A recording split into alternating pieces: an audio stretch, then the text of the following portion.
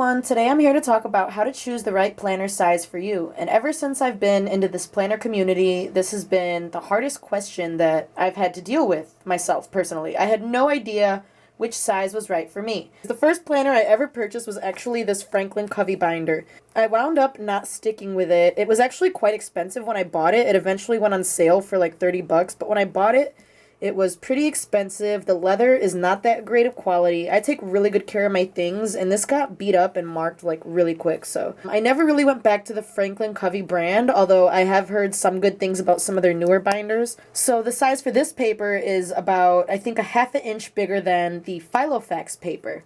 So it's just a little bit wider than Filofax paper. But anyways, after using this for a little bit and really not liking the inserts, and I guess the system I was using just wasn't working for me. So basically, after the system wasn't working for me, I decided that I wanted to move up a size, and that was when I bought my first A5 Filofax. Now, this was not the first A5 I bought. The first A5 that I bought was actually a Finsbury, and that Finsbury, I still have it. It was quite cheap, and then after having that for a little while, I decided to get a Malden because I fell in love with them. It's a very beautiful binder. So this is my Malden in A5 size, and this is the color ochre. And basically the paper size for this binder is half letter sheet. So it's 5.5 by 8.5. Technically, the binders use paper that are like a little, A5 size is technically a little wider, so you can see here, like, my pages are a little uneven. It doesn't bother me at all, actually, but this little half an inch here, that's like technically A5 size, and these shorter ones are just like letter paper cut in half. So yeah, this is known as like the desk binder. It's a really great binder to keep at your desk. It has like a lot of room for writing and stuff.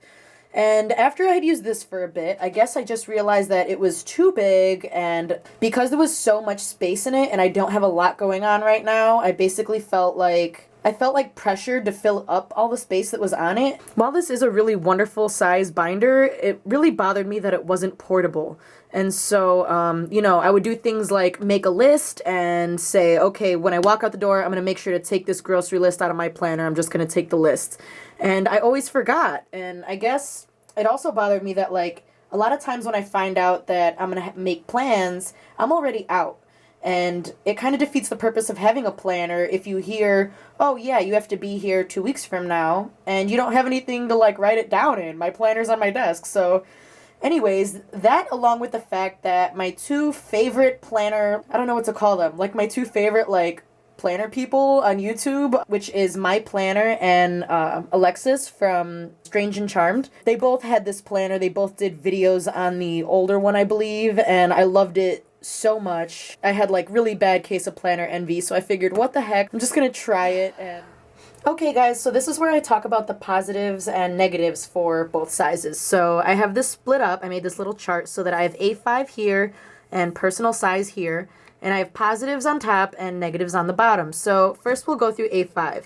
What I really love about my A5 is that there's so much room for notes. If you're a student and you want to use this as like a binder to take to school, I feel like I would have loved this as a student. I would have taken this to school, let it be my calendar, and I would have used my dividers for like all my classes and notes and stuff. And so if you're like a stay-at-home mom or you need a home management binder or anything like that, I think that the A5 size is really great for you, especially if it's a lot of information that you don't need to carry with you all the time. A size, just kidding. A5 size could be really, it could work really well for you. And then the next point I wanted to make that was a positive for me was that it's easy to find printouts. So basically any full-size inserts that you find online, you could find a lot of them on Pinterest and stuff. You can print them booklet style and get free inserts, which I really love about the A5 size. Like, you really wouldn't have to buy inserts if you didn't want to. So those are my positives about an A5 size. And so the negatives are that it's not portable, and everything for it is more expensive, which might matter to you. The binders are more expensive. If you go on Etsy and you try to buy like dividers and dashboards and stuff, everything for the A5 size is a little pricier because you use a little more material. However, like I said, I do love both sizes. So, okay, so now onto the personal size. And the positive points that I wanted to make about the personal size, first and foremost, it is portable. I think that is like, I didn't think that would be a big priority of mine, but it is. Because it's portable and it's a smaller size, I also feel like it's just a little more attractive. It looks a little more smart.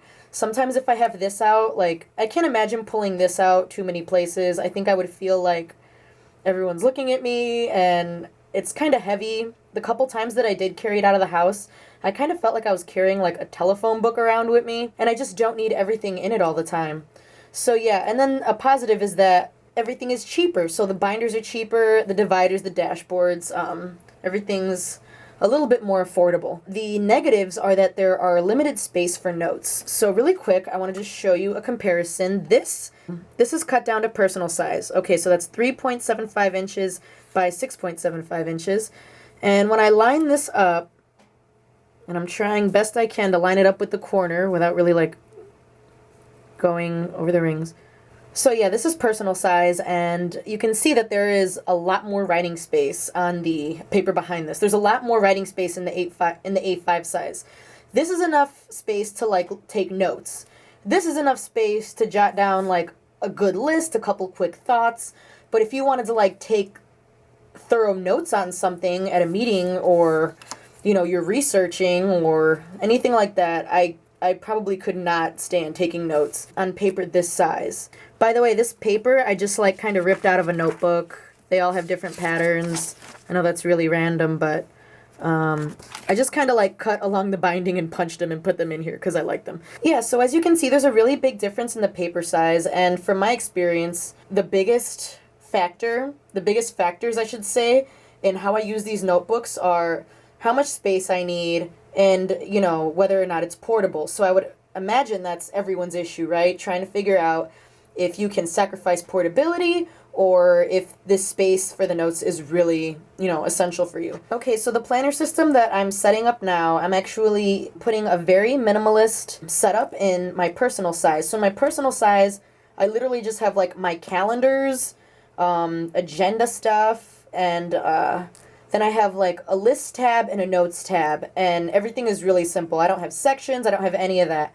Anything that I don't need to have with me all the time, important phone numbers, account information, things that I want to track like fitness or how I'm doing with keeping up with my personal projects, all that's going to be in here because all that is stuff that I take more extensive notes on and that I actually wouldn't mind leaving at my desk for days at a time. So that's the planner system that I'm working on right now. I'm trying to keep the minimal amount that I need to carry around with me in my personal size, and then I'm also using my A5 size, or I'm trying to, and use that for anytime I want to like take notes or sort some kind of information, I use this binder. Yeah, so basically I'm using a two planner system. So for me personally, when it comes to choosing one or the other size, I kind of failed. I'm using both right now. Maybe one day I'll be able to put everything in one binder, but right now that just doesn't seem like reasonable for me. There's so much I try to keep track of, but I really don't need all of it with me all the time, and so that's where I'm at. Like I said, I feel like if you are, you know, really busy or you want something for a project for school, if you take extensive notes at work, check out the A5 size. If you just want something to like remember your appointments and,